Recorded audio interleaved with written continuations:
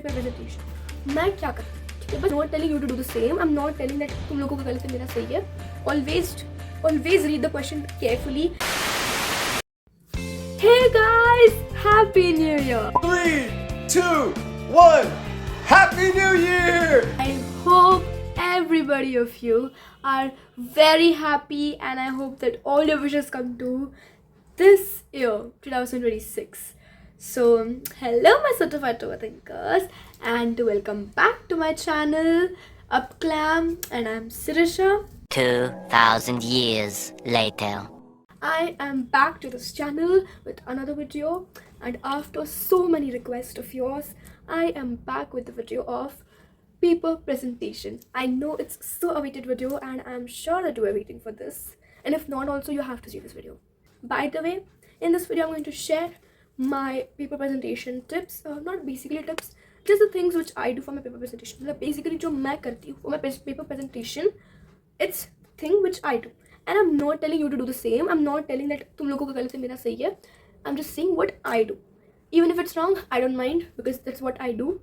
And I'm not forcing you to do the same thing. Okay? I respect what you do and all.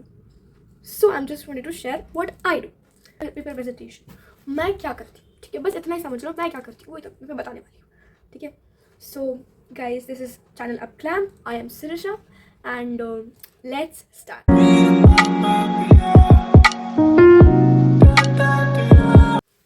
So, first of all, why do we need paper presentation? First of all, तुमने जितना ही पढ़ा है, तुम जितना भी कुछ किया हुआ है, तुम्हें उसके मार्क्स तो मिलेंगे. But you're also going to get the marks of paper presentation, the way you present your answers, and it's not always about handwriting. handwriting तुम्हारी कैसे भी हो तुम्हें चलता है, because तुमने खुद अगर मेरी handwriting देखी है ना कभी तो तुम लोग छी भाई, एक्सपेक्टेड नहीं था, because मेरी handwriting ना बिल्कुल भी घटिया है. मतलब इतनी घटिया है कि मैं क्या बताऊँ. मतलब मेरे से ज़्यादा अच्छी तो किसी और की handwriting मेरे क्लास में से, लेकिन still I am getting praised for my paper presentation, not just because of my handwriting, it is because of the way I present my answers. Oh my God!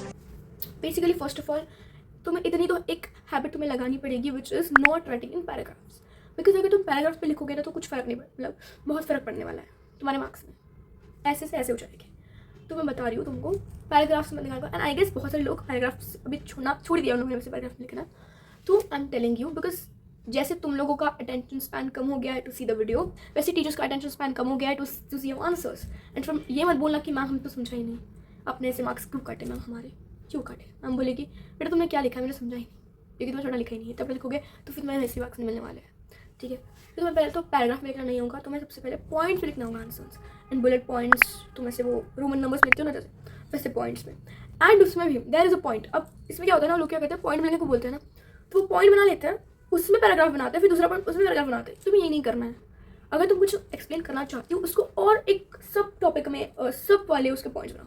For example तुम्हें screen में show करेगा कि तुमने suppose लिखा biotic and abiotic resistance. अब तुम इसके under ऐसे लिखा करो that the biotic and abiotic resistance में क्या हो रहा है, एंड उसकी एक्सप्लेनेशन लिखो that the biotic structure biotic factors are what, abiotic factors are what and all. तो अगर तुम ऐसे लिखोगे ना तो तुम्हारा आंसर बहुत एलिगेंट और प्रोफेशनल लगेगा ना कि, ठीक है. एंड ऐसे तुम अगर और कोई सब पॉइंट्स होंगे तो और सब पॉइंट्स लिखा करो. जैसे कि अगर तुमने रोमन नंबर में लिखा है तो तुम बाद में फिर उसको अल्फाबेट में लिखोगे, तुमने अल्फाबेट में लिखा तो बाद में उसको कुछ और डॉट करके लिखो, समथिंग लाइक ऐसा समझ आता है ना, समथिंग ऐसे बहुत से टाइप्स के रहते हैं. सर्च फॉर इट, नंबर्स में लिख लो, ठीक है. तो उस तरह से लिखा करो, don't waste your time in writing in paragraphs, ठीक है. इससे पहले कि तुम्हारा अटेंशन स्पैन कम हो जाए, let's see this first. So आगे बढ़ने से पहले let me tell you that you have to also take care of your body by just drinking water, following skin care routine, hair care routine and all. So that just makes your body more helpful and healthy, Just like that, you have to go to trusted doctors who can actually understand what your problems are. So for that, there is a camp in Nagpur, which is just, bombing this time. And it is for your hair and for your skin problems, skin issues, acne and all. Everything is going to be covered in this. This could be a tight hug for your new beginnings in 2026. And also, this camp is from 15 to 31st Jan from 10 to 2 p.m.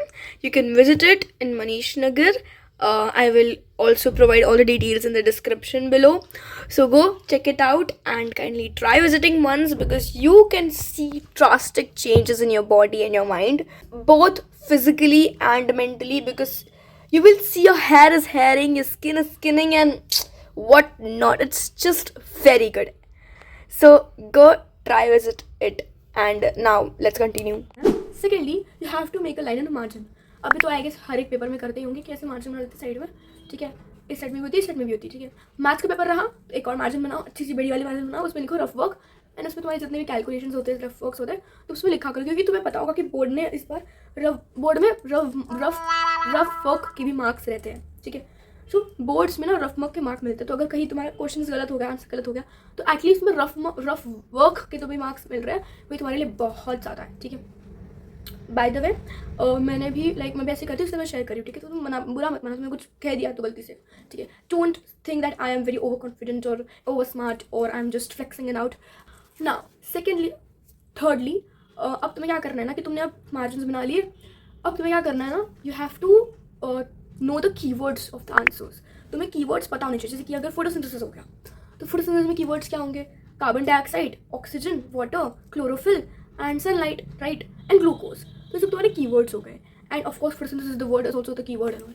तो ये तुम्हारे keywords हो गए. और जहाँ पर भी तुम्हें कीवर्ड्स दिख रहे, तुम्हारे आंसर में तुमने लिखे हुए हैं, उसे तुम अंडरलाइन कर लो.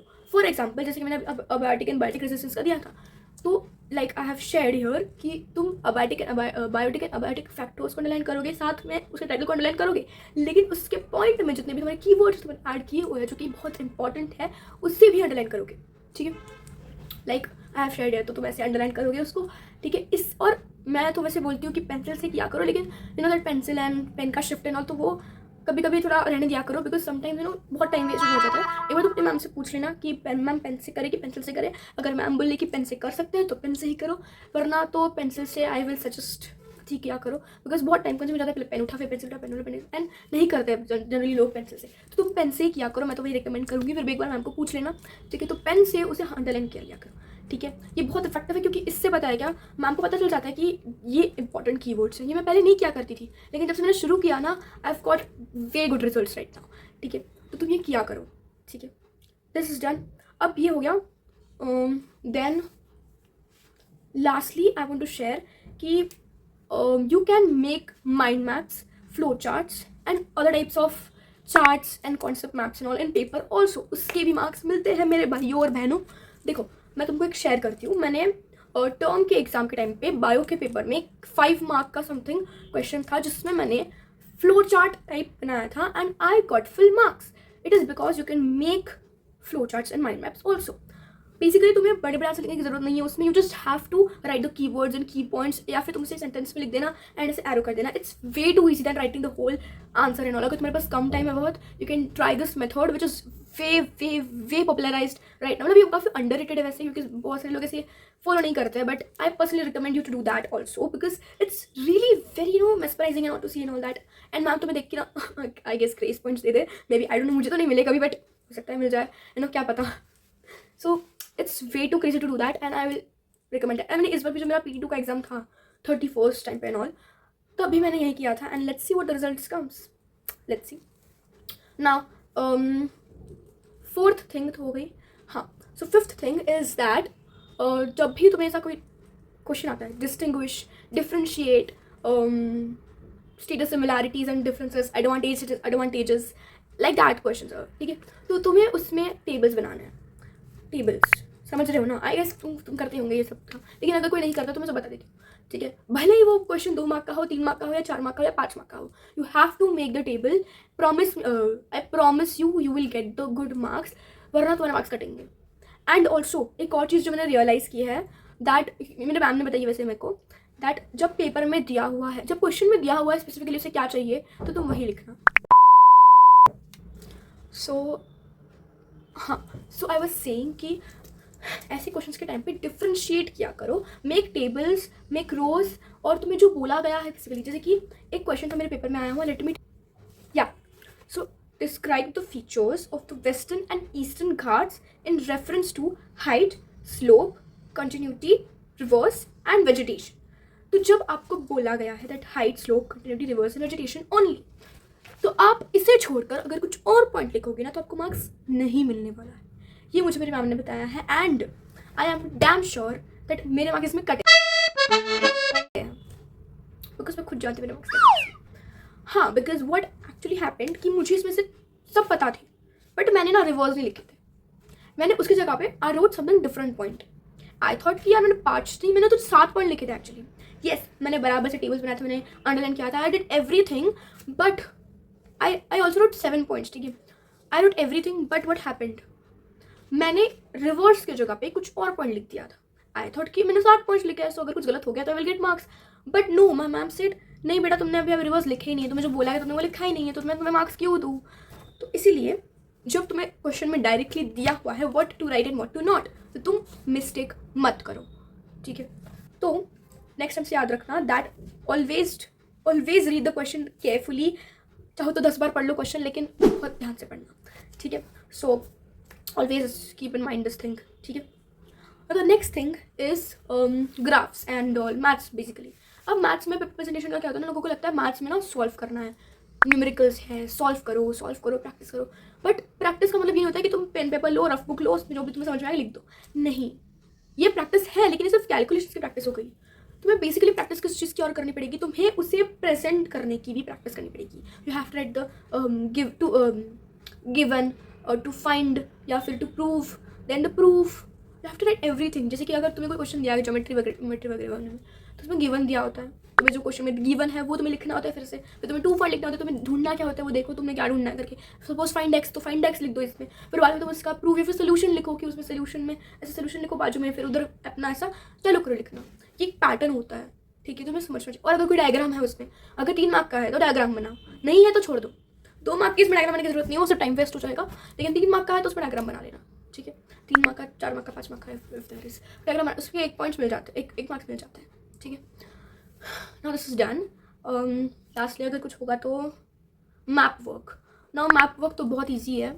मैप में पेंसिल का यूज़ करना होता है, उसमें पेन नहीं चलता है। मेरे मैम ने बताया तो मैं बता रही हूँ। ठीक है, अगर तुम्हारे इसमें चलता हुआ तो चलने दो, वेरी गुड गोइंग। ठीक है, मैं अपना बता रही हूँ कि मेरा अभी तो मैप में pen is not allowed, you have to use pencil only. तो तुम जहाँ पे उन्होंने मार्क दिया हुआ है तो उसमें मार्क्स, जहाँ पे उन्होंने मार्क किया हुआ है वहीं पे मार्क किया करो। या फिर अगर कोई जगह जैसे कि Mawsynram the highest rainfall in the world and all, तो तुम उसको बराबर से पॉइंट कर लो। अब जरूरी नहीं है कि तुम वही उसी जगह पे पॉइंट करो जहाँ पे वो होता है, जरूरी नहीं है, बट एटलीस्ट वो स्टेट में होना चाहिए और वो अंदर एटलीस्ट थोड़ा सा ऐसे याद क्या करो ना कि स्टेट के राइट में है, स्टेट के लेफ्ट में है। कहीं पर भी कर दोगे तो फिर नहीं मार्क्स मिलेगा, तो तुम बराबर से थोड़ा सा याद रख के जाना। It doesn't take 1 hour to remember that thing, 1 minute में हो जाएगा वो। ठीक है, तो तुम याद क्या करो, जैसे लिखा करो, एरो क्या करो। ठीक है, हाँ इतना ही था। आसपास मैं करती नहीं हूँ खास, मैं कुछ नूर का तो नहीं करती हूँ, नॉर्मल से ही करती हूँ जैसे भी हूँ। ठीक है, तो कुछ खास तो नहीं करती हूँ मैं। और हाँ, स्केल का यूज़ कर सकते हो इफ यू वांट। अगर तुम्हारे पास बहुत टाइम है तो तुम स्केल का यूज़ करो, हर एक क्वेश्चन के बाद या फिर सेक्शन के बाद लाइन मारा करो, अगर तुम मार सकते हो तो। मतलब मैं पहले करती थी 8th स्टैंडर्ड में, अभी मुझे थोड़ा आलस नहीं लगा है, मैं नहीं करती हूँ। But if you want you can do that also. ठीक है, तो बस इतना ही था यार, मैं कुछ खास करती। So this was all about my paper presentation and thank you so much for watching this video and thank you so much and I hope your new year is going well and yeah, thank you so much. Bye bye, let's meet in the next video.